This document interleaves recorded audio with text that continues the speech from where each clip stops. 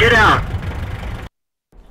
Hello tankers and tankettes, and welcome to the first in what's going to be a little series. It's another in my What Tank videos, and I'm going to be taking a whistle-stop tour of the various tank classes in the game, because I think when you start the game for the first time and you're playing the low tiers and you see all these different tank types, it can be really confusing, to know what to do in a different in a given situation with a given type of tank. A lot of people I see they don't seem to be aware of how their tank is meant to be played, and that can make a big difference in a battle. So I'm going to be talking a little bit about in a very general way what you should be doing in the various tank classes. And I'm going to start off with light tanks, because you start the game off with the light tanks for the most part. I think the only exception is the British, where you get a medium, but at the low tiers that classification doesn't really matter that much. So yeah, light tanks are, generally speaking, poorly armoured, not well armed, and fairly mobile.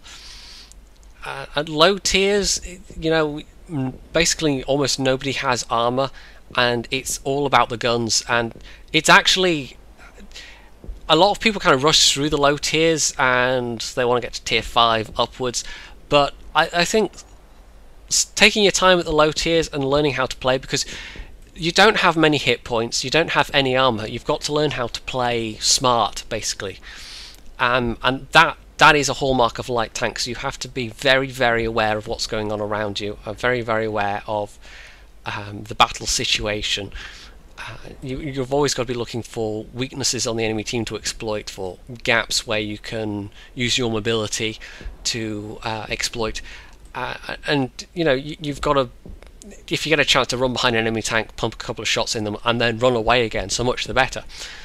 So yeah, there is a distinct split in light tanks. You've got the low tier lights, which all, they play, I won't say they play even, wow, similarly, but they play pretty different depending on what gun you get with them.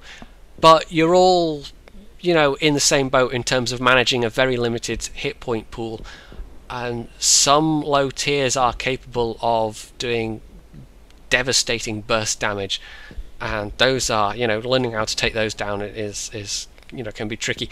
And I think that's good practice for later on, in terms of learning to be very situationally aware, because I see a lot of people who get to the higher tiers in all tank types and just are not aware of what's going on around them at all.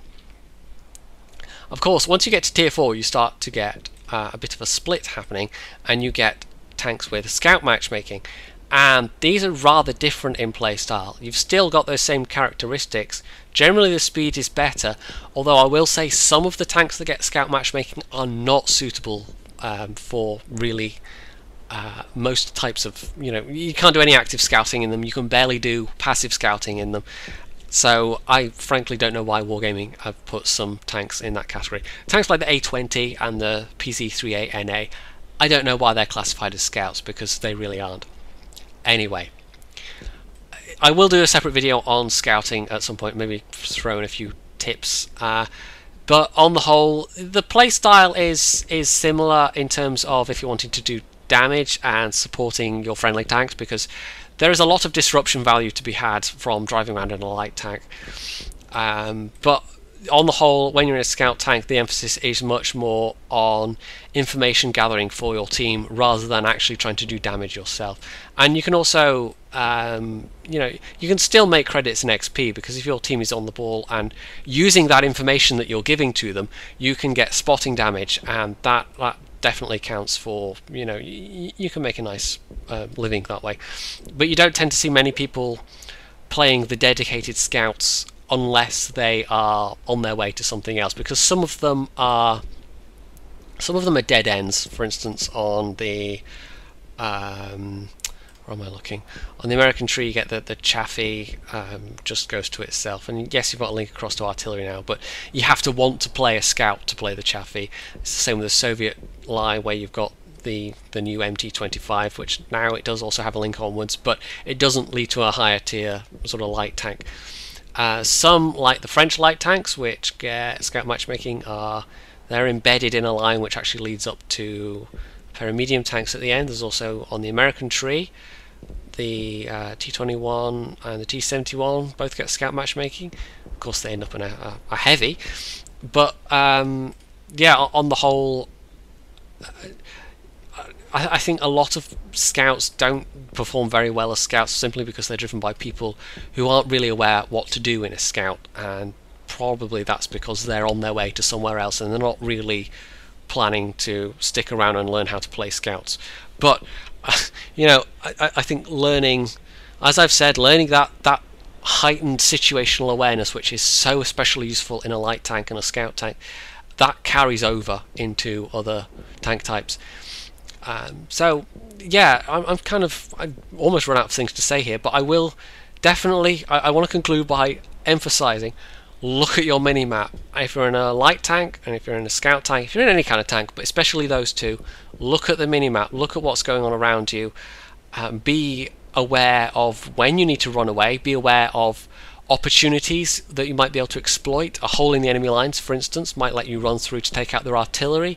Look for, you know, a lone tank destroyer that you could circle and you know, destroy from the back, or, you know, track while friendly artillery takes care of him. That kind of thing. You have to really be sneaky, and you have to be looking constantly for ways to get in and you know, damage the enemy.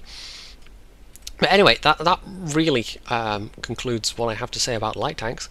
If you thought the video was useful, you can hit the like button. If you really thought it was useful, you can hit the subscribe button. You can leave a comment telling me any stuff I've left out. And as always, stay tuned for more.